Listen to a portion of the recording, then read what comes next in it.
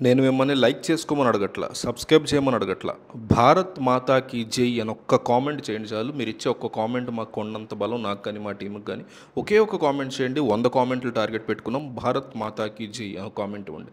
అయితే రీసెంట్గా చైనాలో జరుగుతున్నటువంటి కథలు, వ్యవహారాలు, ఎందుకంటే చైనా అధ్యక్షుడు అక్కడే ఉన్నాడు. ఇదంతా జరుగుతున్నప్పుడు, ఇప్పుడు చెప్పబోయేది జరుగుతున్నప్పుడు జీ జిన్పింగ్ అక్కడే ఉన్నాడు, ఎక్కడికో వెళ్ళిపోలా. అలాగే పాకిస్తాన్ నుంచి వాళ్ళ ప్రధానమంత్రి కూడా ఉన్నాడు అక్కడే. నేపాల్ పిఎం, బంగ్లాదేశ్ నుంచి వాళ్ళ నాయకులు, ఇంతమంది ఉన్నారు. కానీ చైనా మీడియా అలాగే రష్యాలో ఎక్కడ చూసినా కూడా ఒక వీడియో విపరీతంగా వైరల్గా సర్క్యులేట్ అవుతుంది. మోడీ పుతిన్ ఒకే కారులో ప్రయాణించడము. అంటే షాంఘై కోఆపరేషన్ ఆర్గనైజేషన్లో అద్భుతమైన దృశ్యాలు. ఇది క్యాచింగ్ ద ఐబాల్స్ అనాలి. అంటే వీళ్ళ మీదే దృష్టి మొత్తం మోడీ మీద, పుతిన్ మీద. షాబాజ్ షరీఫ్ ఎక్కడ ఉన్నాడో తెలియదు, జీ జిన్పింగ్ ఎక్కడ ఉన్నాడో తెలియదు. అలాంటి ఒక సిచ్యువేషన్ని వీళ్ళు క్రియేట్ చేసేసారు. అంటే వినడానికి ఎంత అద్భుతంగా ఉందంటే, ఇంత శక్తివంతమైన దేశాలు వాటి నాయకులు ఒక దగ్గరికి వెళ్ళినప్పుడు వీళ్ళు ఏం చేస్తారు, ఎలాంటి ఒక మాయను సృష్టిస్తారు అంటే ప్రపంచం అంతా కూడా దిగ్భ్రాంతి అయి చూస్తూ ఉంటుంది.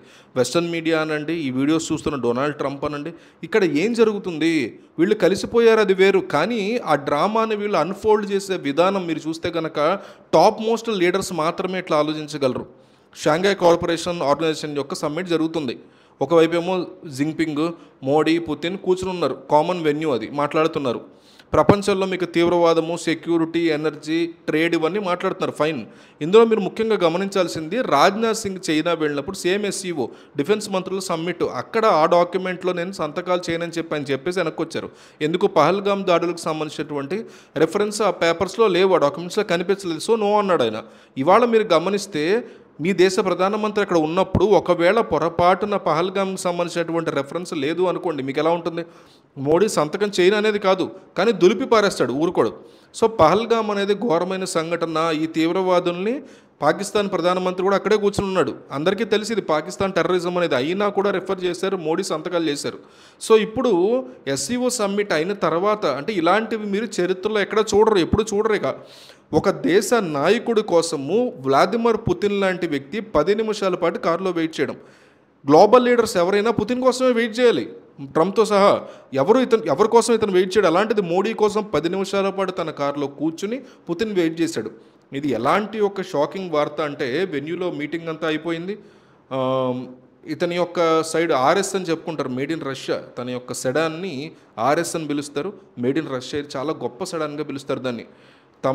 తమ దేశం, భారత్లో చూడండి మోడీ ఏం మాట్లాడుతున్నాడో, self reliant India, make in India అని చెప్పి మాట్లాడుతున్నాడని. తన సెడాన్ని make in Russia sedan, sedan అంటారు దాన్ని, ఆర్ఎస్. ఎంతసేపు అయినా కూడా కారు అక్కడి నుంచి బయలుదేరట్లా. Security issue.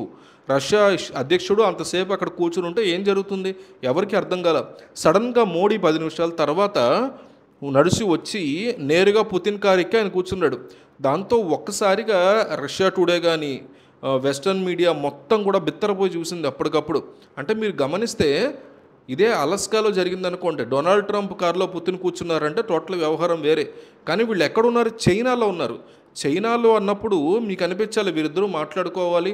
మోడీ వెళ్ళి పుతిన్ కారు ఎక్కారు, అక్కడ గదిలో వాళ్ళు కూర్చోవచ్చు, ఛాంబర్లో మాట్లాడుకోవచ్చు, లేదా హోటల్ గదిలో కూర్చొని ప్రశాంతంగా కూడా వీళ్ళు మాట్లాడుకోవచ్చు.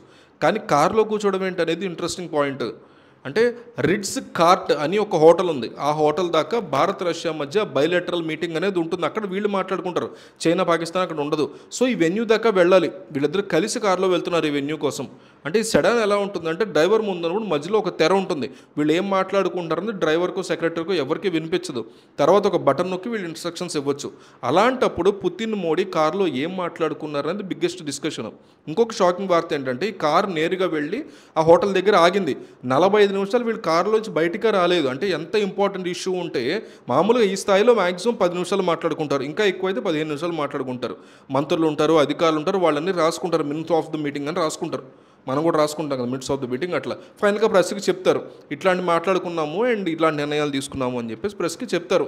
కారులోనే ఉండి 45 నిమిషాలు వీళ్ళు మాట్లాడుకుని తర్వాత బయటకు వచ్చి ఈ బైలేటరల్ మీటింగ్లో ఇటువైపు పుతిన్, ఇటువైపు మోడీ కూర్చుని ఏం మాట్లాడాలో, అఫీషియల్గా ఎలాంటి అనౌన్స్మెంట్ చేయాలో వీళ్ళు చేసి మాట్లాడుకున్నారు. ప్రపంచం అంతా, ముఖ్యంగా వెస్టర్న్ మీడియా, మోడీ రష్యా అధ్యక్షుడు పుతిన్ కారు ఎక్కడం, దారిలో ఏం మాట్లాడుకున్నారు, హోటల్ దాకా రీచ్ అయిన తర్వాత కూడా 45 మినిట్స్ ఏంటి డిస్కషను, అమెరికా పతనానికి వీరు ఏమైనా ప్లాన్ చేస్తున్నారా, న్యూ వరల్డ్ ఆర్డర్ అని చెప్పి పదే పదే అంటున్నారు కదా, దానికి సంబంధించిన ఏదైనా భారీ స్ట్రాటజీ వీళ్ళు వేశారా, ఏం జరిగింది, నోబడి నోస్. కానీ మనం గమనించాల్సిన విషయం ఏంటంటే పుతిన్ మోడీ యొక్క బాడీ లాంగ్వేజ్ని అబ్జర్వ్ చేస్తే షేక్ హ్యాండ్ ఇవ్వడంలో కూడా రకరకాలు ఉంటాయి. ఆ నాయకుడి యొక్క మూడేమిటి, మిమ్మల్ని ఫ్రెండ్గా చూస్తున్నాడా, క్లోజ్ ఫ్రెండ్గా చూస్తున్నాడా, సపరేట్ చేయలేని ఒక ఎలీలా చూస్తున్నాడా, మోడీ పుతిన్ మధ్య ఉన్నటువంటి ఆ బాండ్, నేనున్నాను మీరు కంగారు పడకండి అని ఒక భరోసా ఇస్తున్నట్టు మోడీ యొక్క బాడీ లాంగ్వేజ్ ఉందనేది కూడా కొన్ని చాలా వార్తాపత్రికలు దాని గురించి ప్రచురించాయి. దీని మీద మీ అభిప్రాయం ఏంటనేది కామెంట్ చేయండి. అట్లాగే ఇందాక అడిగినట్టు భారత్ మాతాకి జై అని కంపల్సరీ కామెంట్ చేయండి. ఒక 1000 లేదా 100 కామెంట్స్ అడుగుతున్నాను అంతే, దయచేసి ఒక 100 కామెంట్స్ ఇవ్వండి.